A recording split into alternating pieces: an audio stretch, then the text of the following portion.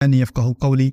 الحمد لله والصلاة والسلام على رسول الله وعلى آله وصحبه أجمعين. أما بعد.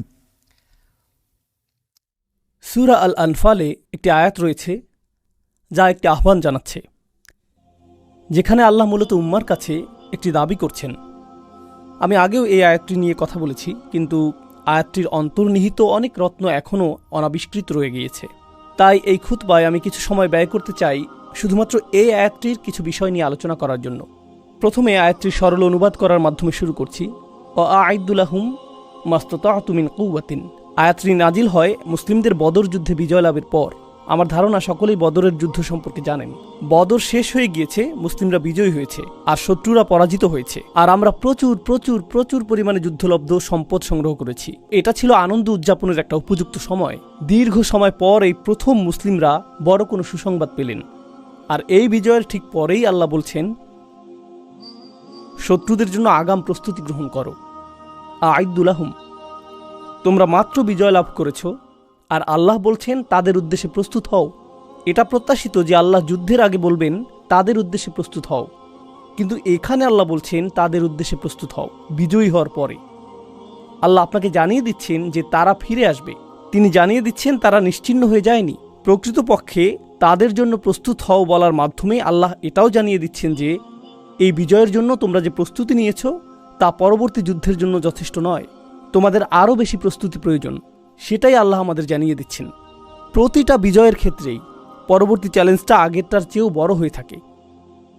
তাই এখনই তোমাদের প্রস্তুতি শুরু করতে হবে। হ্যাঁ, উদযাপন করার মতো কিছুটা সময় তো রয়েছে। এটা ভালো যে আমরা বিজয় লাভ করেছি, কিন্তু এর ঠিক পরেই তোমাদের মনোযোগী হতে হবে, কারণ শত্রু এখনও নির্মূল হয়নি। আ'আইদ্দু লাহুম, এখন কিভাবে আমরা তাদের জন্য প্রস্তুত হব?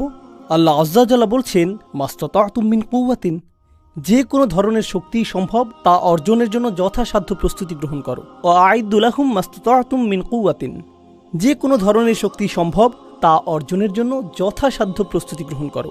যেই শক্তি সম্ভব তোমরা সংগ্রহ করো। আরবি ভাষার দৃষ্টিকোণ থেকে মিন কুওয়াতিন হলো তানাউ, যার অর্থ আল্লাহ এখানে শক্তির সংজ্ঞাকে সীমাবদ্ধ করেননি।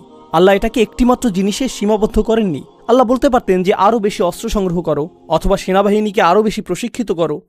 তিনি নির্দিষ্ট করে বলেননি। তিনি বলেছেন সম্ভাব্য সকল ধরনের শক্তি। এখানে প্রথম লক্ষণীয় বিষয় হলো, আল্লাহ কখনোই আমাদেরকে প্রস্তুতির গণ্ডির বাইরে রাখছেন না। তোমরা মনে করেছ যে যুদ্ধ সমাপ্ত হবার সাথে সাথে প্রস্তুতি পর্ব শেষ হয়েছে, কিন্তু না, যুদ্ধে বিজয়ী হওয়ার ঠিক পরেই তাৎক্ষণিক পরবর্তী প্রস্তুতি শুরু হয়ে গিয়েছে।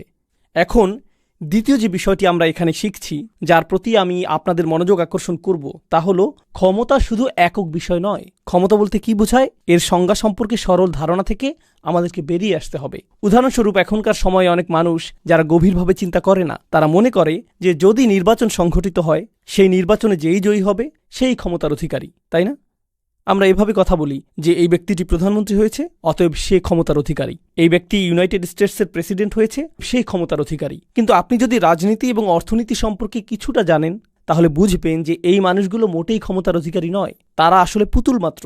তাদের পেছনে এমন মানুষ রয়েছে যারা অনেক বেশি শক্তিধর, আর যেই মানুষগুলো আসলেই শক্তির অধিকারী তারা অনেক বেশি অদৃশ্য সেই সকল মানুষদের তুলনায়, যাদেরকে তারা আপনাদের সামনে উপস্থাপন করে, যাতে আপনারা মনে করেন যে এই ব্যক্তিগুলোই শক্তির অধিকারী। আপনি প্রধানমন্ত্রীর উপর রাগান্বিত হয়ে থাকেন, কারণ আপনি তো জানেন না যে কে তাকে ব্যবহার করছে।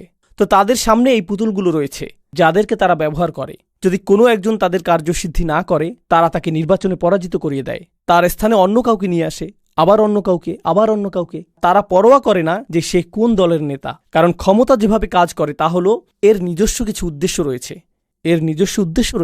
তো একটি বিষয় আমি মনোযোগ আকর্ষণ করতে চাই, বিশেষত এই বিষয়টিতে আমি তরুণ মুসলিমদের যে মনোযোগ আকর্ষণ করতে চাই, তা হলো ক্ষমতা নিয়ে সরল ধারণা পোষণ না করা। সেনাবাহিনীর বিশাল আকারে কিছুই আসে যায় না।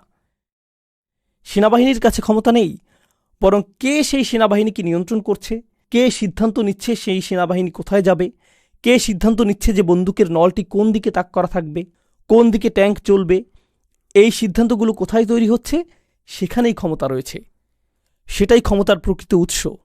এখন আল্লাহ মুসলিমদের উদ্দেশ্যে বলছেন, ক্ষমতা তৈরি করো, তো এখন এটা একটা অনুশাসনে পরিণত হলো। প্রত্যেক মুসলিমের এটা চিন্তা করতে হবে যে আমাদেরকে ক্ষমতা তৈরির কথা ভাবতে হবে। আল্লাহ আমাদেরকে আদেশ করেছেন ক্ষমতা তৈরির জন্য আমাদের সামর্থ্য অনুযায়ী প্রস্তুতি গ্রহণ করার, কিন্তু তারপর আল্লাহ আরও যোগ করলেন ওয়ামির রিবাতিল খৈল, আর বিশেষভাবে অশ্বারোহী সেনাদল তৈরি করো। অশ্বারোহী মানে ঘোড়া, যুদ্ধের জন্য প্রস্তুত ঘোড়া। এখন আসুন রাসূল